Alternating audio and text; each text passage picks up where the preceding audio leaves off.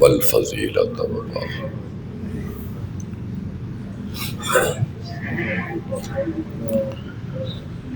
الحمد لله نحمده ونستعينه ونستغفره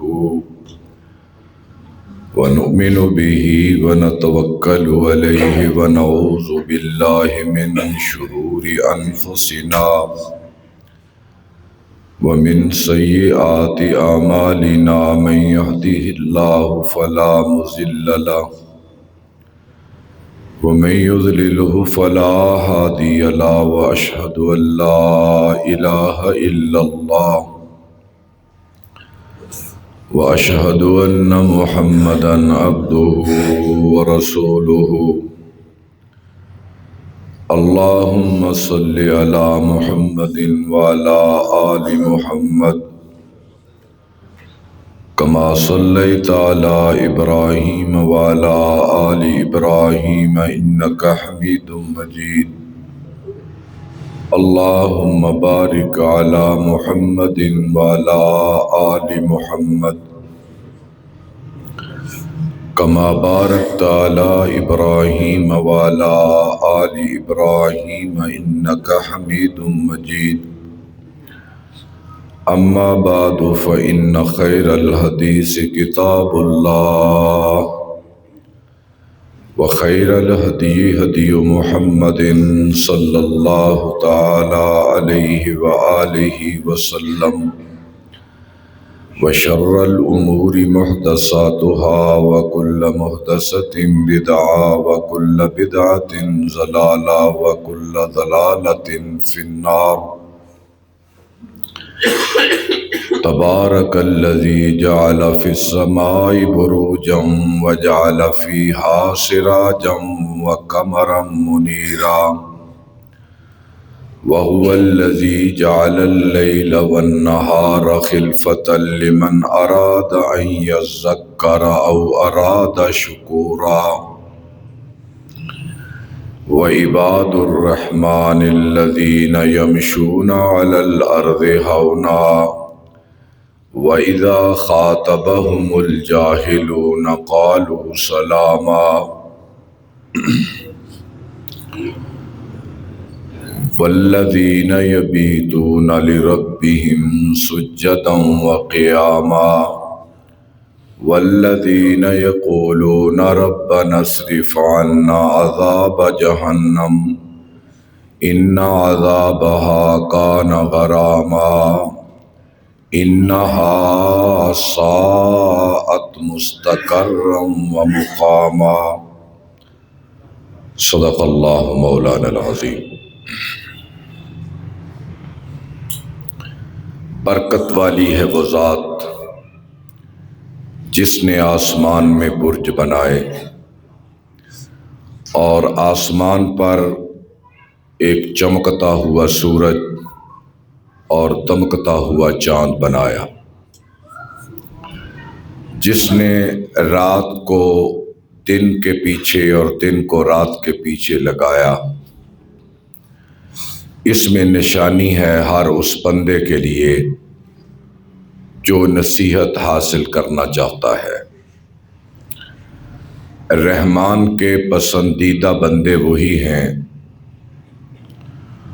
جو اللہ کی زمین پر بڑے آہستہ آہستہ چلتے ہیں اور جب جاہل لوگوں سے واسطہ پڑتا ہے تو انہیں منہ نہیں لگاتے، اور وہ لوگ جو راتوں کو اٹھ کر خدا کے سامنے کبھی سجدے میں اور کبھی رکوع میں کھڑے ہوتے ہیں، اللہ تعالیٰ کی حمد و ثنا اور حضور نبی اکرم صلی اللہ تعالی علیہ وآلہ وسلم کی مبارک ذات پر درود و سلام کے بعد سورہ فرقان کے آخری رکوع کی 5 آیات میں نے تلاوت کی ہیں، اور ان آیات کا عام فہم ترجمہ میں نے آپ حضرات کی خدمت میں گوش گزار کیا ہے۔ میری کوشش ہوتی ہے کہ ان آیات اور احادیث کا انتخاب کر کے اس مختصر وقت میں بیان کروں جس سے ہمیں اپنا محاسبہ کرنے کی عادت پڑے اور ہم یہ دیکھ سکیں کہ کون سی خوبی ہم میں ہے اور کون سی خوبی ہم میں نہیں ہے، اور کون سی خرابی ہم میں ہے تاکہ ہم اس خرابی کو دور کر سکیں اور اس خوبی کو اپنا سکیں جو میرے اللہ کے ہاں پسندیدہ ہے۔ چونکہ اس مختصر وقت میں لمبے چوڑے واقعات بیان کرنے کی گنجائش نہیں ہوتی، تو میں نے اس سورہ الفرقان کے آخری رکوع کا انتخاب کیا۔ یہ تلاوت کے لحاظ سے بھی بڑا معروف ہے اور اپنے معنوی اعتبار سے بھی بڑا باکمال ہے۔ اس میں اللہ تعالیٰ نے اپنے پسندیدہ بندوں کی خوبیاں بیان کی ہیں۔ ویسے تو پیدائشی طور پر ہر انسان اللہ کا بندہ ہے، لیکن جو رحمان کے پسندیدہ بندے ہیں ان کے اوصاف یہاں ذکر ہو رہے ہیں۔ ان میں سے میں نے جو 3 آیات پہلی بات کی پڑھی ہیں ان میں 3 خوبیاں بیان ہوئی ہیں۔ ویسے تو پورا رکوع اسی عنوان پر ہے، لیکن اگر وقت میں گنجائش رہی تو میں آگے ذکر کروں گا، ورنہ کوشش کروں گا کہ یہ 3 خوبیاں جو ہیں میں اختصار کے ساتھ ان کے متعلق کچھ بیان کر سکوں۔ رحمان کے بندوں کی پہلی خوبی یہ ہے کہ یمشون علی الارض ہونا، کہ وہ اللہ کی زمین پر بڑی عاجزی سے چلتے ہیں۔ اس عاجزی سے مراد یہ نہیں ہے کہ کوئی آدمی سر جھکا کر چلے یا کوئی آہستہ آہستہ پاؤں اٹھا کر چلے جیسے کوئی مسکین یا بیمار ہوتا ہے۔ اس چال سے مراد یہ چال مراد نہیں ہے۔ اصل بات یہ ہے کہ کسی بھی آدمی کی چال اس کے اندر کا حال بتاتی ہے، اور کہتے ہیں نا کہ گفتار یعنی بول، گفتار بول، دستار پگڑی یا لباس، یہ سارا اس میں ہے۔ آدمی کی گفتار، آدمی کی دستار اور آدمی کی رفتار یعنی چال، یہ تینوں اس کے اندر کا حال بتاتی۔ لباس بھی انسان کی شخصیت کا آئینہ دار ہے، اور بول بھی کسی آدمی کی شخصیت کا آئینہ ہے، اور اسی طرح چال وہ بھی بتاتی ہے آدمی کے اندر کا حال۔ آپ دیکھیں جس قماش کا آدمی ہوتا ہے نا، جس ماحول میں رہتا ہے اسی طرح کا وہ لباس پہنتا ہے۔ اگر وہ گنڈوں میں رہتا ہے، بد قماشوں میں رہتا ہے، برے لوگوں میں رہتا ہے تو ان کا ایک اپنا لباس ہے۔ اگر وہ نیکوکاروں میں رہتا ہے، متواضع یعنی عاجز آدمیوں میں رہتا ہے تو عاجز آدمیوں کا اپنا ایک لباس ہے۔ اور اسی طرح چال، رفتار جو آدمی کی ہے وہ بھی ہر قماش کے آدمی کی جدا جدا ہوتی ہے۔ تو ایک جو رحمان کا بندہ ہے نا، اس کی چال بتاتی ہے کہ اس کے اندر کی چھپی ہوئی شخصیت کیا ہے۔ یہ پاؤں کیسے اٹھاتا ہے، چال کے وقت گردن کیسے اٹھاتا ہے، آگے پیچھے دائیں بائیں کیسے دیکھتا ہے، اس کی نگاہیں کس کس طرف اٹھتی ہیں، یہ ساری چیزیں انسان کی شخصیت کی آئینہ دار ہیں۔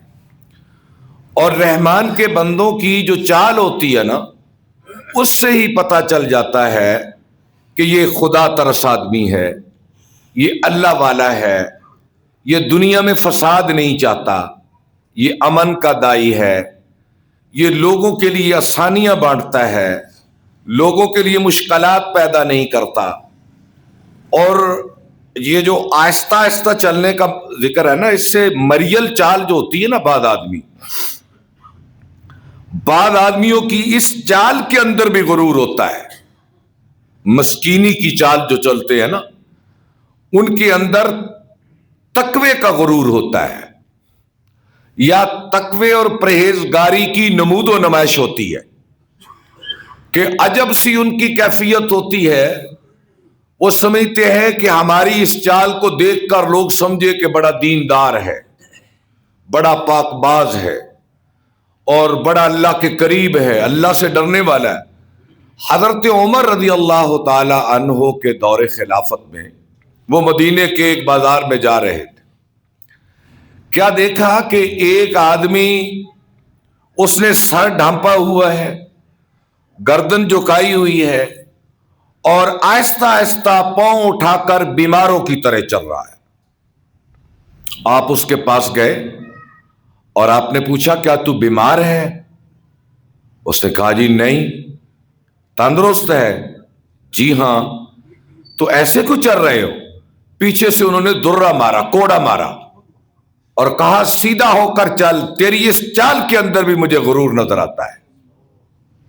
اور وہ غرور کس کا ہوگا؟ تقوی کا۔ اللہ معاف کرے، دولت کا غرور بھی بڑا خطرناک ہے، اختیارات کا غرور بھی بڑا خطرناک ہے، حسب نسب کے بت کا غرور بھی بڑا خطرناک ہے، لیکن ان تمام سے جو بڑا تکبر اور غرور ہے وہ تقوی کا ہے، کہ آدمی یہ اپنے طور پہ طے کر لے کہ میں سب سے نیک ہوں، میں سب سے بڑا نمازی ہوں، میں سب سے بڑا سچا ہوں، میں سب سے بڑا سخی ہوں۔ آدمی، یہ شیطان انسان کو سجاتا ہے کہ تو طے کر لے تاکہ اسے اصلاح کا موقع نہ ملے۔ جو آدمی طے کر لیتا ہے کہ میں یہ ہوں، وہ پھر کب اس کو اصلاح کا موقع شیطان آنے دیتا ہے؟ تو اس لیے اس چال سے مراد یہ ہے کہ آدمی کے مزاج میں، طبیعت میں، دل کے اندر عاجزی ہو، انکساری ہو، تکبر اور غرور نہ ہو۔ اور دنیا میں جو سب سے بڑا گناہ ہے نا، وہ تکبر ہے۔ تکبر کے اندر شرک بھی موجود ہے۔ اللہ نے جب شیطان کا ذکر کیا ہے تو اللہ نے یہ نہیں کہا کہ اس نے شرک کیا ہے، نہیں، اللہ نے کہا اس نے تکبر کیا۔ ابا واستکبر وکان من الکافرین، اس نے میری بات نہ مان کر کیا کیا؟ واستکبر، اس نے تکبر کیا ہے، اور میں تکبر کی وجہ سے اس پہ توبہ کے دروازے بند کر دیے، اور آدم پر دروازہ کھولا توبہ کا اس کی عاجزی کی وجہ سے۔ آدم نے کیا کہا؟ ربنا ظلمنا انفسنا وان لم تغفر لنا وترحمنا لنکونن من الخاسرین، یا اللہ مجھ سے خطا ہو گئی، تیرا بندہ ہوں، مجھے معاف کر دے۔ یہ کیا ہے؟ تواضع، یہ عاجزی ہے۔ اور شیطان نے کیا کہا؟ خلقتہ من طین وخلقتنی من نار، یا اللہ، وہ دلیل دینے لگا نا اللہ کے سامنے کہ یا اللہ میں سجدہ کیوں کروں؟ تو نے اسے مٹی سے بنایا، مجھے آگ سے بنایا، میں افضل ہوں، یہ ادنا ہے، اعلیٰ ہوں، یہ ادنا ہے، اور تو اعلیٰ کو کہہ رہا ہے کہ ادنا کو سجدہ کرے۔ یہ اس کا تکبر تھا۔ اور تکبر کیا ہے؟ تکبر کیا ہے؟ یہ حدیث میں آپ سے پوچھا گیا، آپ نے فرمایا وَلَكِنَّ الْكِبْرَ مَنْ بَطَرَ الْحَقَّ وَغَمَطَ النَّاسِ۔ تکبر یہ ہے کہ جو سچی بات کو ماننے سے انکار کر دے۔ آپ کسی طاقتور کو دیکھیں نا، یا بڑے آدمی کو جو دنیا میں بڑے بنے بیٹھے ہیں اپنے طور پر، دولت کی وجہ سے، اختیار کی وجہ سے، حسب نسب کی وجہ سے، یا علم کی وجہ سے، یہی چیزیں ہے نا، جس کی بنیاد پر آدمی اپنی بڑائی ظاہر کرتا ہے. آپ اگر وہ غلط کام کر رہا ہے نا، آپ اسے ٹوکیں، روکیں، تو وہ کیا کرے گا؟ وہ یہ بات مانے گا نہیں کہ میں غلط ہوں یا مجھے کوئی غلط کہے. یہ تو ہو ہی نہیں سکتا کہ میں غلط ہوں. یہ اپنے طور پہ طے کر لینا کہ میری ہی بات ٹھیک ہے، میرا ہی فیصلہ ٹھیک ہے کیونکہ میں طاقتور ہوں، یہ تکبر ہے. دلائل کو سنیں، حقائق کو سنیں اور فطرت کی آواز کان لگا کر سنیں. فطرت کی آواز ہمیشہ سچی ہوتی ہے، فطرت کی بات کبھی جھوٹ نہیں ہو سکتی.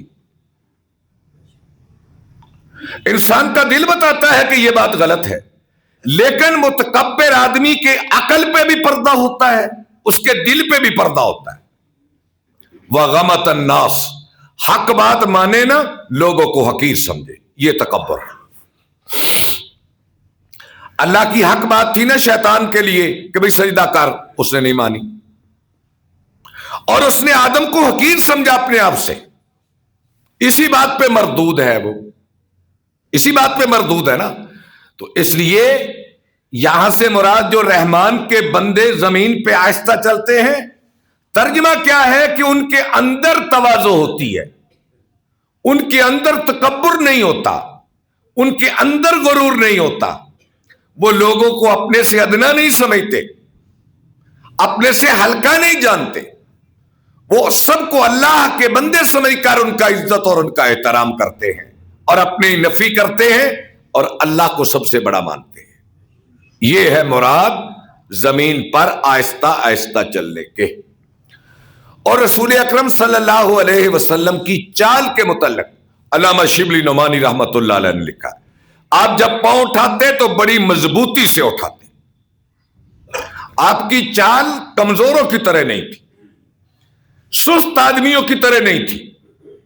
آپ تیز چلتے تھے، اتنا تیز نہیں کہ معیوب لگے، سست نہیں تھے. آپ پاؤں اٹھا کے چلتے، گھسیٹ کے نہیں چلتے. اور آپ یوں چلتے جیسے کوئی شخص ڈھلوان سے نیچے آ رہا ہے. اس کا مطلب کیا ہے؟ آپ کی آنکھیں جھکی ہوتی تھی. یہ آنکھیں اٹھا کے چلنا، گردن کو اٹھا کے چلنا، دائیں بائیں ہر چیز کو دیکھتے چلنا، اس کے اندر بھی قباحت ہے. یوں چلو جیسے ڈھلوان سے اتر رہے ہو. اور آپ صلی اللہ علیہ وسلم کی تواضع کا ایک چھوٹا سا واقعہ، چھوٹی سی بات بیان کر کے آگے چلتا ہوں. آپ کتنے بڑے ہیں؟ قرآن اتر رہا ہے، جبریل آ رہا ہے، اللہ کے سلام آ رہے ہیں، صحابہ آپ کے دائیں بائیں ہیں، آپ کی تھوک زمین پہ گرنے نہیں دیتے، آپ کے وضو کا بقیہ پانی زمین پہ گرنے نہیں دیتے. اپنے بچوں کو ساتھ لے کر حضور کے آگے اپنا خون بہا دیتی ہے. تاریخ گواہ ہے نا. ان کی محبتیں، ان کے اثار، ان کی قربانیوں کے ایک نہیں ہزاروں واقعات سے تاریخ بری پڑی ہے. اتنے بڑے آپ، اتنا عزت، اتنا احترام، اور اللہ بھی کہے کہ میرے حبیب تجھ سا میں نے پیدا ہی نہیں کیا ہے نا. اور اے حبیب پہلوں کا آنے والوں کا تو سردار ہے. قیامت کے دن میں جنت کا دروازہ نہیں کھولوں گا جب تک تو نہ کھٹکائے گا. یہ شان مستند تھی نا. لیکن اپنے احباب کے ساتھ حضور کا کیا طرز عمل تھا؟ مسجد میں حضور نے اپنے لیے کوئی مسند نہیں رکھی تھی کہ لو بھائی حضور کے لیے کرسی لگا دو، ایسا نہیں تھا. یا حضور کے لیے کوئی خاص جگہ مقرر نہیں تھی. آپ آتے حجرہ عائشہ سے برآمد ہوتے، جہاں خالی جگہ ملتی آپ بیٹھ جاتے اور آپ فرماتے بھائی جب میں آؤں تو کوئی میرے لیے کھڑا نہ ہوا کرے. اچھا اس کا مطلب کیا ہوا؟ اگر مجھ میں، آپ میں یا کسی آدمی کی خواہش ہے کہ میرے آنے پہ لوگ کھڑے ہوں، میرے آگے پیچھے ہٹو بچوں کے شور ہوں، لوگ مجھے سلام کریں، تو یہ اس کا خود بخود ترجمہ یہ ہے کہ اس کے اندر تکبر کی بیماری چھپی ہوئی ہے. میرا نام بڑا ہو، میری مسند بڑی ہو، میں لوگوں میں جاؤں نا تو میرا الگ مقام ہو. یہ تکبر ہے، اس کا مطلب ہے کہ میں دوسروں کو اپنے سے چھوٹا سمجھتا ہوں نا، ہلکا سمجھتا ہوں. اور یہ بیماری سب سے زیادہ آج اہل علم میں ہے، اور اہل علم میں مذہب کے علم کو جاننے والے. میں جانتا ہوں ایسے لوگوں کو کہ جن کا اشتہار پہ نام چھوٹا لکھا جائے وہ لڑتے ہیں چھپانے والوں سے کہ میرا نام تم نے نیچے کیوں لکھا، میرا نام چھوٹا کیوں لکھا، میرے نام کے ساتھ فلاں فلاں القاب کیوں نہیں لکھے. اور یہ عام چیز ہے، یہ عام چیز ہے. آپ اسے دیکھ لیں، مذہبی طبقے کے قریب ہو کر دیکھ لیں، وہ خود القاب دیتے ہیں اشتہار چھپوانے والوں کو، میرے نام کے ساتھ یہ لقب لکھنا، اگر نہ لکھو تو وہ کہتے ہیں یہ کیوں نہیں لکھا، وہ کہتے ہیں بھول گئے، وہ کہتے ہیں آئندہ بھولنا بھی نہیں ہے. تو آپ بتائیں یہ کیا ہے؟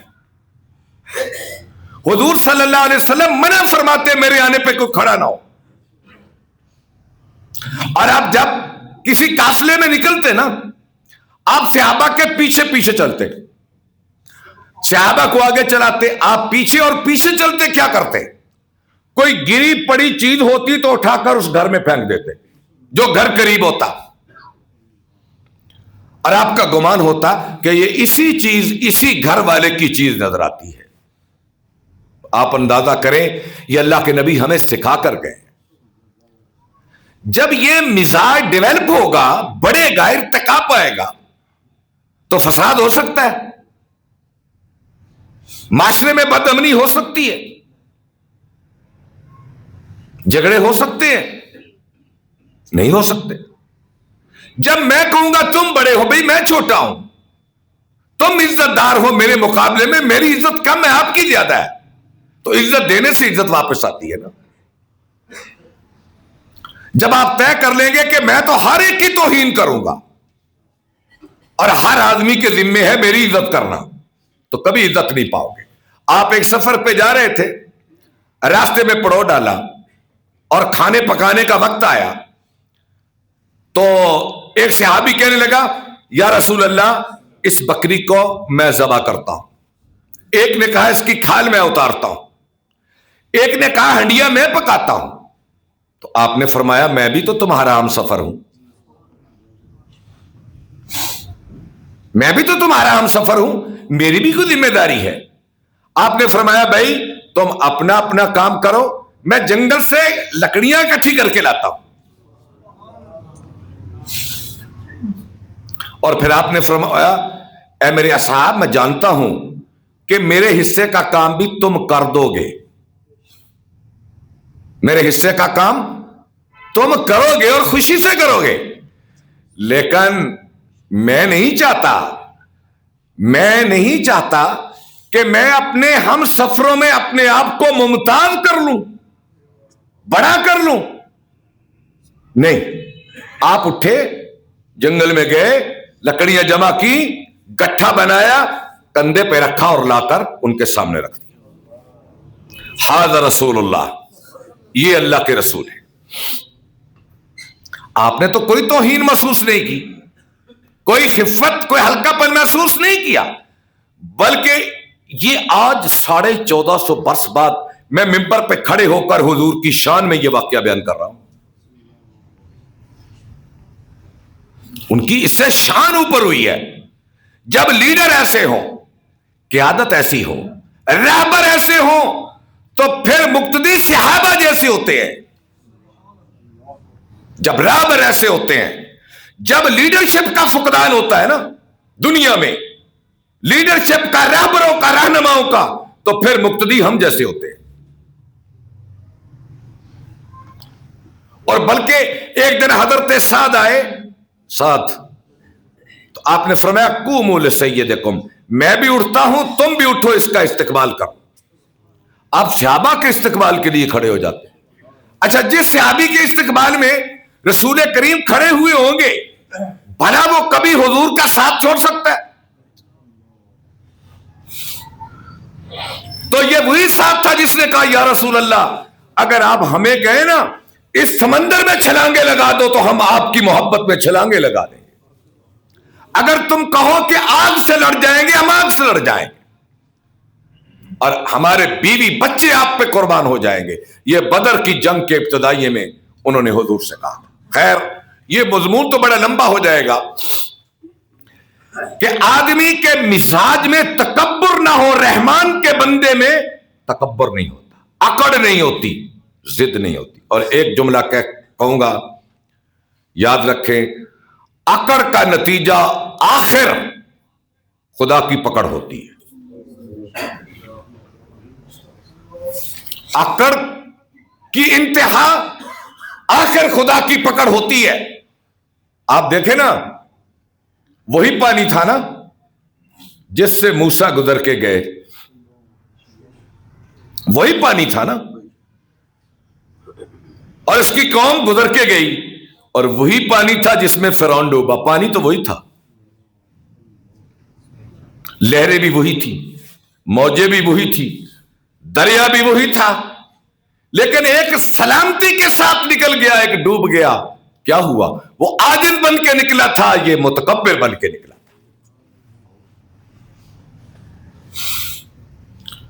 تو تکبر کی انتہا, اکڑ کی انتہا خدا کی پکڑ ہوتی ہے. یہ قارون کا واقعہ آپ سورہ طٰہٰ میں پڑھ کے دیکھ لیں. اس نے کیا کیا تھا؟ اتنا ہی کیا تھا نا, اپنا مال, اپنے خدام و حشم, اپنی سواریاں, سب کچھ لے کر چلا زمین پر. کس لیے؟ لوگوں کو دکھانے کے لیے, دیکھو میرے پاس کیا کیا کیا کچھ. اللہ کو چال ہی پسند نہیں آئی اس کی. ایسے ہے نا, قارون کی اللہ کو چال پسند نہیں آئی. بس حضور نے فرمایا قیامت تک وہ زمین کی گہرائیوں میں جا رہا ہے.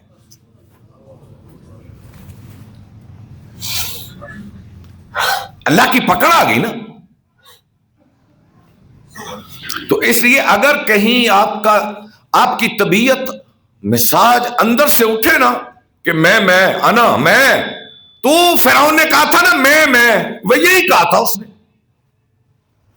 تو اس میں کو مٹانے کے لیے حضرت عمر رضی اللہ تعالیٰ عنہ کہتے ہیں کہ میں ایک دن بیٹھا ہوا تھا, خلیفہ وقت ہے, میرے ذہن میں یہ بات آ گئی, اے عمر کیا زمانہ تھا کہ تو مکے کی وادیوں میں اونٹ چرایا کرتا تھا, اور تیری ماں کہتی تھی کہ اے عمر تیرا کیا بنے گا. یہ کہا کرتی تھی, چونکہ وہ پہلوانی کرتے تھے, اور جو ان کی طبیعت ہے وہ اس کے متعلق بھی آپ سنتے جانتے ہیں. آج خدا نے تجھے 25 لاکھ مربع میل کا حاکم بنا دیا, کیسو کسرا تیرے نام سے ڈرتے ہیں. یہ میرے دل میں خیال آنے لگے. جب میرے دل میں خیال آنے لگے نا, تو واقعہ تو پیچھے سے واپس آتا ہے. تو اصل میں واقعہ اس طرح کہ وہ ایک دن استبل میں, سرکاری استبل جہاں گھوڑے تھے, اور خارش زدہ بیماری پڑی, انہیں خارش ہوتی تھی. تو حضرت عمر رضی اللہ تعالیٰ عنہ خارش زدہ بیت المال کے گھوڑوں کو خارش کر رہے تھے, ان کی کمروں پہ تیل ڈال کر مر رہے تھے تاکہ ان کی خارش ٹھیک ہو جائے. ایک شخص نے پوچھا امیر المومنین یہ کیا کر رہے ہیں آپ؟ فرمانے لگے کیا بتاؤں, میں بیٹھا تھا, میرے دل میں آ گیا کہ عمر تو کچھ نہ تھا, کتنا بڑا بن گیا, 25 لاکھ مربع میل کا حاکم بن گیا, اور حبشہ, غسان, یمن اور دنیا کے حاکم ڈر رہے ہیں تو اس سے. میرے دل میں غرور آیا, تو میں نے سوچا کہ میں اپنی نخوت کو, غرور کو اس طرح دور کروں کہ بیت المال کے خارش زدہ اونٹوں اور گھوڑوں کی جا کر خارش کروں. اچھا, جن پہ اللہ کا فضل ہوتا ہے نا, انہیں یہ بات سمجھ آتی ہے کہ یہ میرے اندر غرور کے وسوسے ہیں, اور جن پہ اللہ کا فضل نہ ہو, ایسے وسوسے آئیں تو ان وسواس کو اور بڑھاتے ہیں, اور اس پہ عملی جامہ پہنانے کے لیے پھر وہ اور لوگوں کے حقوق غصب کرتے ہیں, اور لوگوں کی توہین کا باعث بنتے ہیں. اور اگلی آیت وَإِذَا خَاطَبَهُمُ الْجَاهِلُونَ قَالُوا سَلَامًا. جب وہ جاہلوں سے ملتے ہیں نا, جاہل سے مراد ان پڑھ نہیں ہے, کہ جو سکول میں نہ گیا ہو، جو لکھنا نہ جانتا ہو، جو پڑھنا نہ جانتا ہو، وہ جاہل. یہاں وہ مراد جاہل نہیں ہے، یہاں مراد وہ جاہل ہے جو پڑھا لکھا ہو یا ان پڑھ ہو، مالدار ہو یا غریب ہو، معاشرے کا چھوٹا ہو یا بڑا ہو، جو بدتمیز اور بے لحاظ ہو، اس کو جاہل کہتے ہیں. ابو جہل کا نام جو رکھا گیا ہے نا، وہ اس لیے نہیں کہ ان پڑھ تھا، اس لیے نہیں کہ بے وقوف تھا، اس لیے نہیں کہ غریب تھا، اس لیے کہ وہ بدتمیز تھا. وہ رسول اکرم سے بدتمیزی کرتا تھا، آپ کی بے لحاظی کرتا تھا، بکواس کرتا تھا، حضور کی توہین کا مرتکب ہوتا تھا، آتے جاتے پھبتیاں کستا تھا، وعدے لگاتا تھا. اس لیے اس کا نام ابو جہل رکھا گیا ہے. یعنی جو جہالت سے پیش آتا ہے. آپ دیکھیں بڑے بے وقوف، ضدی، اکڑ اور حقدرم لوگ جو ایک شریف زادے کو راستے میں روک کر اس کی بےزتی کر دیتے ہیں، اس سے مراد وہ جاہل ہے.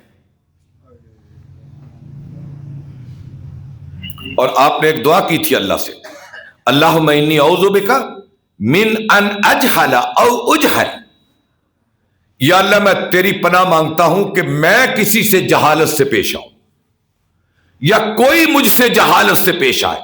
آپ دیکھیں کبھی برے آدمی کے پاس شریف آدمی پڑ جائے تو جان چھڑانا مشکل ہو جاتی ہے، اس سے عزت بچانا مشکل ہو جاتی ہے. جسے بولنے کی تمیز نہیں، جسے پیش آنے، جس کے رویے گندے ہیں. اور جب ایسے آدمی تمہیں نظر آئے تو ان سے راستہ بدل لو، کیونکہ جاہل کی جہالت کے ساتھ تم شریف آدمی کیسے اس کے منہ لگ سکتے ہو؟ تم اس کی گالی کا جواب گالی سے نہیں دے سکتے، تم اس کی بدتمیزی کا جواب بدتمیزی سے نہیں دے سکتے. تم تو شریف النفس رحمان کے بندے ہو، تو تم اس سے راستہ بدلو. قالوا سلامہ کا مطلب راستہ بدلو. اس سے یہ بھی مراد ہے لڑائی جھگڑے سے کترائیں، چونکہ لڑائی جھگڑے کے اور ان فسادات کی انجام آخرت کی خرابی ہوتی ہے. دنیا کی سزائیں تو آدمی سہ ہی لیتا ہے نا، یعنی کوئی اس ڈر سے قتل نہیں کرتا کہ مجھے جیل جانا پڑے گا، یہ تو کوئی خوبی نہیں ہے. اس ڈر سے قتل ناحق سے بچے کہ اس کی سزا جہنم ہے، یہ کمال ہے اس کا. یہ دنیا تو گزر ہی جاتی ہے. تو اس لیے کسی آدمی کے ساتھ جہالت کا معاملہ نہ کریں. جتنا بھی آپ کو غصہ ہے شائستگی سے پیش آئے. اللہ کے نبی صلی اللہ علیہ وسلم کو ایک بدو نے یہاں سے پکڑ لیا اور کہنے لگا تم بے انصافی کر رہے ہو، تم مال غنیمت تقسیم کرنے میں عدل نہیں کر رہے. یہاں سے پکڑتے کھینچتا کھینچتا آگے لے گیا. اور آپ نے فرمایا اللہ کے بندے مجھے یہاں سے چھوڑ، اگر میرے پاس ان درختوں کے برابر بھی سامان ہوا تو میں سب تم میں بانٹ جاؤں گا، اپنے گھر تو کچھ نہیں لے کے جاؤں گا. کیا اس بدو کو مارا نہیں جا سکتا تھا؟ قتل بھی ہو سکتا تھا، لیکن آپ نے اس کی جہالت کا جواب جہالت سے نہیں دیا. اس نے یہاں سے پکڑا، آپ بھی یہاں سے پکڑ سکتے تھے. وہ واقعہ کتنا مشہور ہے کہ آپ ایک درخت کے تلے تھے تو تلوار لٹکائی ہوئی تھی، ایک آدمی آیا، اس نے تلوار پکڑی، اس نے کہا اے محمد صلی اللہ علیہ وسلم اب میرے ہاتھ سے تجھے کون بچائے گا؟ تو آپ نے کہا میرا اللہ. وہ کانپنے لگا، تلوار نیچے گر گئی. آپ نے تلوار اٹھائی تو آپ نے کہا اب بتا بھی میرے ہاتھ سے تمہیں کون بچائے گا؟ اور اسی جگہ پہ آپ نے بات چھوڑ دی. اس کی جہالت کا جواب آپ نے جہالت سے نہیں دیا. اور جو شخص جاہل بدتمیز کی جہالت کا جواب نہیں دے گا وہی خیر پہ رہے گا، وہی مسائل سے بچے گا، وہی مصیبتوں سے بچے گا، وہی پریشانیوں سے بچے گا. اور یہ رحمان کے بندے کی کوالٹی ہے، اس کی خوبی ہے کہ مہذب ہوتا ہے، شائستہ ہوتا ہے. گالی کا جواب گالی سے اور بدتمیزی کا جواب بدتمیزی سے نہیں دیتا، بلکہ راستہ بدل جاتا ہے، کیونکہ اس کے مقاصد بڑے عظیم ہیں، اس کی منزلیں بڑی ہیں، اس کا راستہ روشن ہے، اس کی منزل وہ ثریا ہے، وہ راستوں کے خاردار جھاڑیوں میں اپنے دامن کو نہیں اٹکاتا۔ وآخر دعوانا ان الحمد للہ رب العالمین۔